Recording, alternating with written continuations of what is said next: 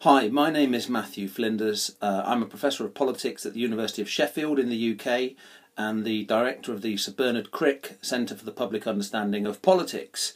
I keep being told I've got a face for radio, so today you're going to have to put up with me as I talk about my latest commentary for governance, which is called Explaining Democratic Disaffection, Closing the Expectations Gap.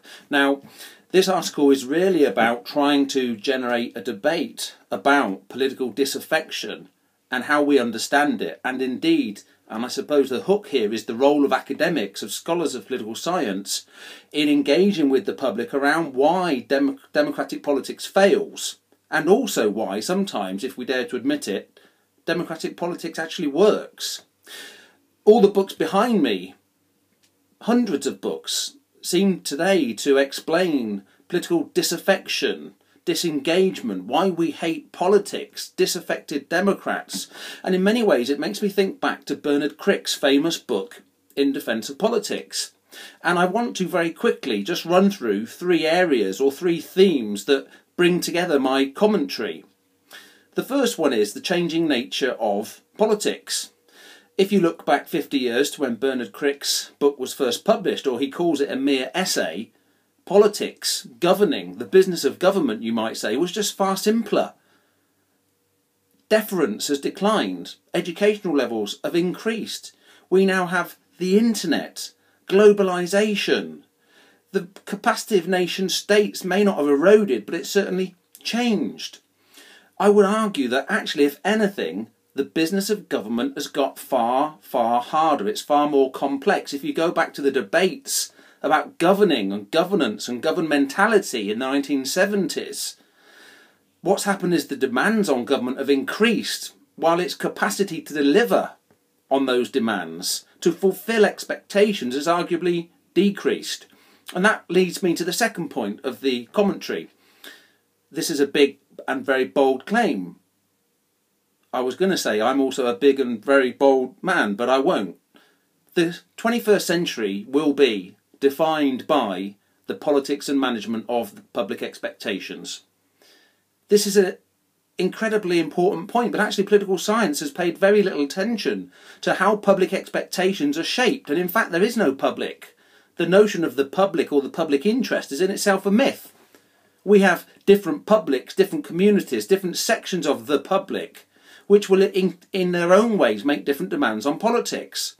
But what I would argue here is that the gap between what can be realistically delivered by any democratic system and what is demanded by the public, the expectations gap between what can be delivered and what is demanded, is increasing, and it's increasing to dangerous levels. The challenge for any politician is how to manage the expectations gap, and to close that gap by increasing supply, by increasing public services wherever possible, but more importantly, and here's the hook or the challenge if you're an elected politician, managing public expectations will increasingly demand a focus on demand and not just supply. How can politicians try to cultivate a more realistic level of demand from the public across all the different areas of the public sphere? If you just look ahead, if the last 50 years was the age of abundance at a big global level, the next 50 years are likely to be shaped by the age of austerity. Finances, resources, water, oil, an ageing population, ever-inflating demands. At some point, some politicians, some political scientists even, are going to have to step into the arena and say, there are no easy solutions to complex problems. And that brings me to my final point, the role of scholars, the role of political scientists, or any social scientist in the 21st century. I'm not going to get into the current flaying of political science, the perestroika movement, what's going on in America, the increasing demand for evidence of impact, engagement and relevance across Western Europe and increasingly in Australia and New Zealand.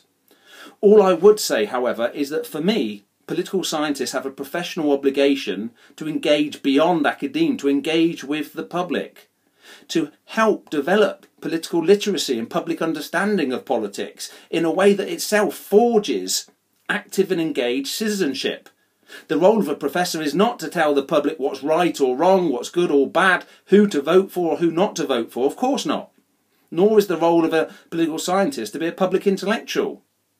But where we undertake research, particularly where it's public funded, we have an obligation to explain to the public why that research matters. To engage with the so what question. Could it therefore be that academics can play a role in closing the expectations gap? That's the question at the heart of my commentary. I don't deny that the politics of impact raises all sorts of tricky questions for academics, but denying the existence of that question can't be done anymore.